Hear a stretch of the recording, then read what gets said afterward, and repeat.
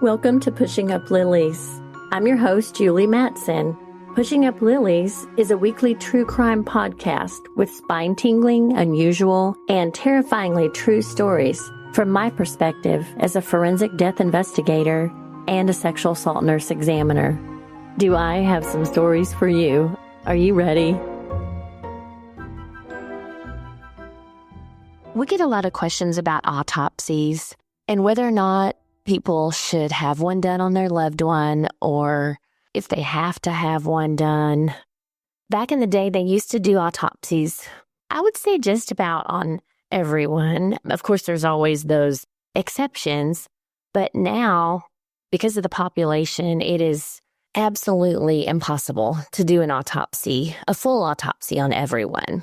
The medical examiner is mandated by law to investigate deaths, and the ME or the medical examiner is the one that determines if an autopsy is necessary. But if a family doesn't want an autopsy, then they're really good about honoring the family's objection. And our office in particular has a form that the family can fill out asking that it not be done. Of course, they have to sign it, and it asks the reason. Most often, it's religious reasons, and that form is reviewed by the doctor.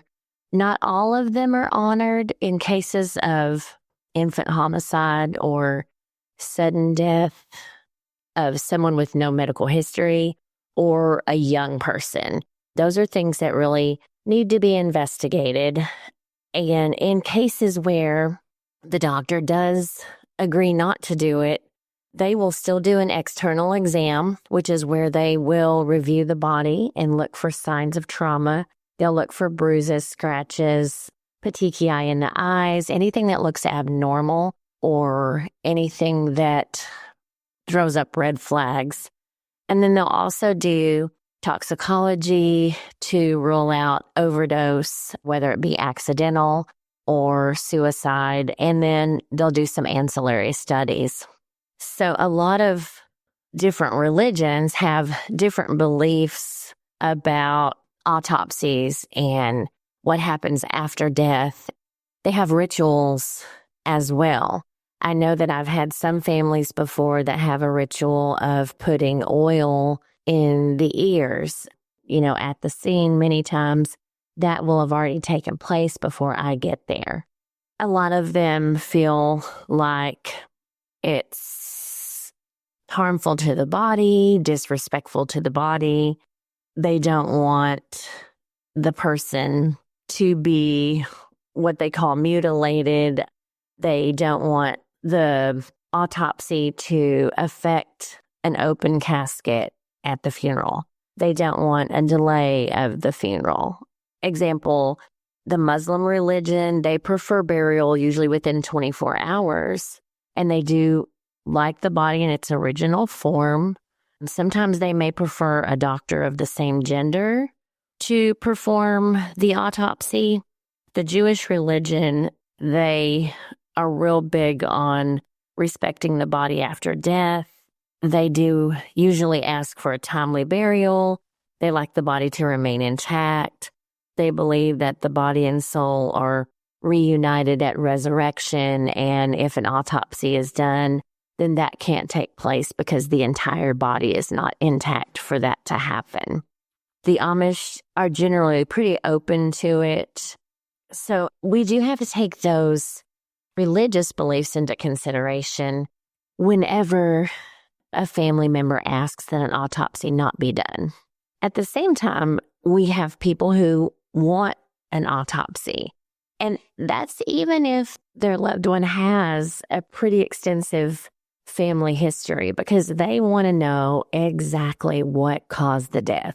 Many times, they will go have a private autopsy done after the medical examiner determines that it's not necessary to be done at our office. So they may hire a private pathologist. They may pay upwards of $3,000-$4,000 to have a private autopsy done because they want more answers.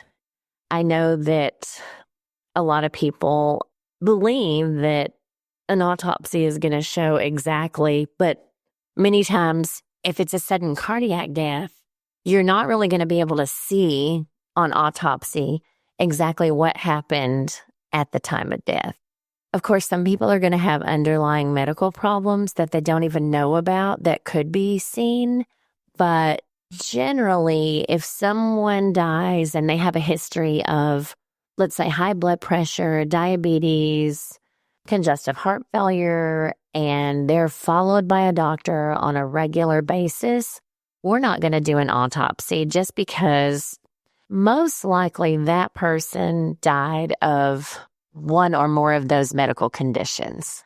So as long as we rule out suicide, homicide, and all those unnatural causes of death, we're not going to go in and do a full autopsy on an 85-year-old who has been going to the doctor for the last 50 years, and that doctor has documentation of several medical issues, and they're on a lot of medications.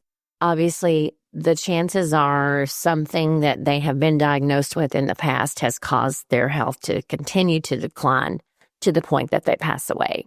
Sometimes at a young age or sometimes when they're older.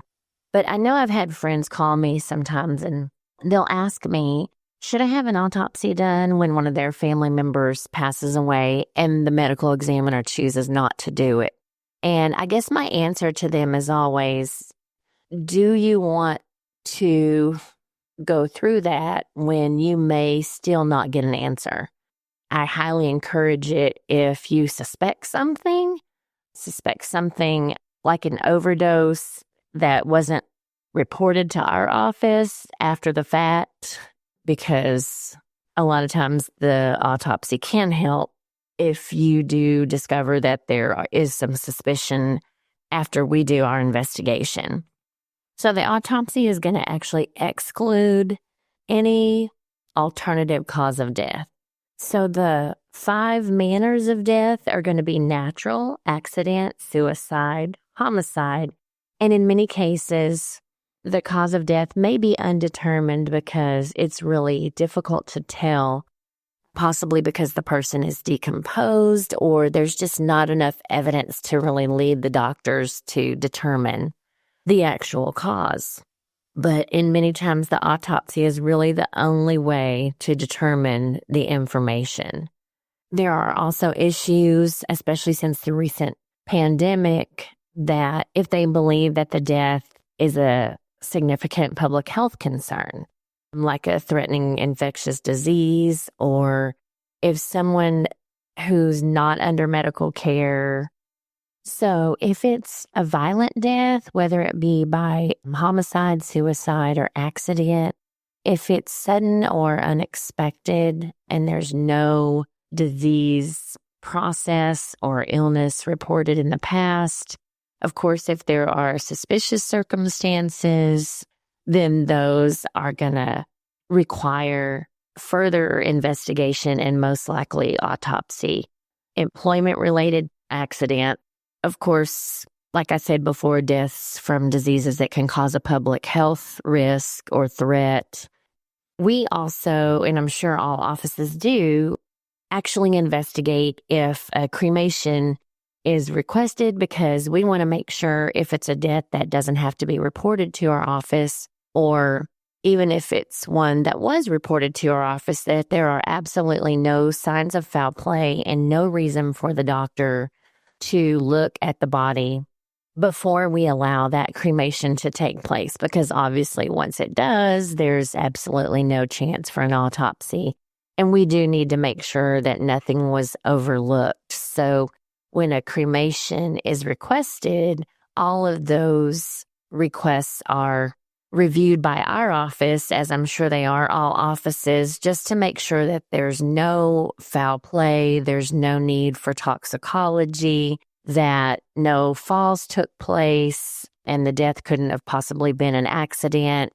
So all those are also investigated. Not always, like I said, by autopsy, but many times we may get a death certificate sent to us by a funeral home along with a request for a cremation. And then the death certificate will say subdural hematoma due to fall. And if that death wasn't reported to us, we have to call the agency where the decedent was and get some more information, because if that is in fact the reason for death, then we need to do further investigation because it's probably an accident versus a natural death. So there are a lot of reasons to do an autopsy, and there are many, many reasons not to. All states are different, and I am particularly in Texas, and in a lot of our small towns, there is a justice of the peace, and they can actually determine the cause and manner and sign the death certificate. However, if they are unsure or there's any suspicion, they do have the ability to send those decedents to a nearby medical examiner's office and have them autopsied, or at least have further exam done so that the pathologist, who is medically trained, can actually determine the cause and manner of death. Of course, during an autopsy, they're going to do a visual exam of the entire body. That includes the organs and the internal structures. And then, like I said before, they may do some different testing of the organs, fluids, and tissues. Many times, all the organs are removed for examination. They're weighed, and they also sometimes take a section that's preserved for processing, and then they will do microscopic slides so that they can really look at those organs closely, those sections. X-rays can be done. They will do an examination of the brain in many cases, but not all. And then the doctor's going to actually initiate the autopsy report. And of course, that report is always available for families to get copies of. Now, like I said, if there's no cause of death found, it's going to be ruled undetermined, because that means that the pathologist has done the exam and is unable to determine the actual cause and manner of death. And in those cases, those are ruled undetermined. That happens a lot if we find, let's say, a human bone. If it can ever be identified, that person's death will most likely be ruled undetermined, especially if we are missing certain parts of the body where the doctor's unable to do the examination. And of course, we don't have the skull. We can't see if there is possibly a defect of any kind in the skull, indicating that the person was struck in the head or shot. So in those cases, there may not be enough evidence for the doctor to really say without a doubt 100% that that person died of homicide or suicide. Of course, if you just have one bone, you don't have any way at all of knowing exactly what happened to that person. They may have drowned, of course, at which time the bone's not going to really show you anything. They may have been shot in the head, and you don't have the skull to do that examination to determine anything about the death and what happened and what caused it and where it happened. So there are cases occasionally where, bones are found, and sometimes there may be just one. There may be a skull, there may be an arm. And in those cases, there's just not enough evidence for the doctor to put together a true cause and manner of death. And so they may make those cases undetermined. The absolute best way to avoid an autopsy would be now, while you're living, go to a doctor and establish your medical care with one particular doctor. Go yearly for physicals, have lab work done. If you do have a medical problem, get it diagnosed, take the medications if they're necessary. And then if something does happen and we come to investigate, your family is going to know who your doctor is, pretty much when the last time you went was. And because we are exempt from HIPAA, we are able to contact that physician, and they're going to give us a copy of your medical records, which means we can review those and we can look to see what you've been diagnosed with in the past, what medications you're on. And it makes it a lot easier for us to say, oh, okay, this person has been ill, or this person has been diagnosed with diabetes. Maybe your doctor documented that you weren't compliant with your insulin. That is significant because, it may be an issue with your diabetes that caused the death. So the absolute best way to avoid it would be to seek medical care often if you have an issue and go to the same physician. And of course, if you're ever referred to a specialist by that physician, they're going to have documentation as to who they sent you to for further testing or whatnot. And then we will know which other doctors you went to. And we can also go to those doctors and request information. So that will help our doctors or our investigators determine that your death was most likely natural related to those issues.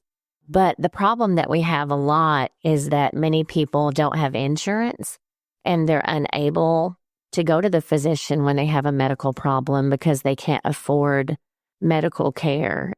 I hate that more than anything because I know in the past when I did home health, I would go see some of my little patients and they would have really high blood pressure. I would ask them, what's been going on? Why is your blood pressure so high? Are you taking your medications like they're supposed to? I know that I had one client who actually sold all of his tools out of his garage to buy his medications. And then the following month, he didn't have any source of income, so he was unable to take his medications. And home health was hard for me because honestly, if someone can't afford their blood pressure medication and I go visit them at home and their blood pressure is 200 over 110, guess what? This nurse is going to CVS and I'm picking up that metoprolol. I'm picking up that lisinopril. I'm buying your medications. I'm not going to let you sit there with high blood pressure because you can't afford the medications. I think it's so sad and it happens a lot. Many people don't have insurance and we hate to see that because in many, many cases, a lot of medical problems can be controlled if someone just took the prescribed medications. So if you have questions about autopsies, how they're performed, whether or not they should be performed, always feel free to email me. My email address is julie@pushinguplilies.com.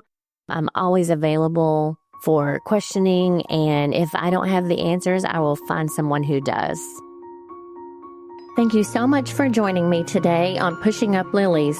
If you like this podcast and would like to share with others, please do me a quick favor and leave a review on Apple Podcast. This helps to make the podcast more visible to the public. Thanks again for spending your time with me, and be sure to visit me at pushinguplilies.com for merchandise and past episodes.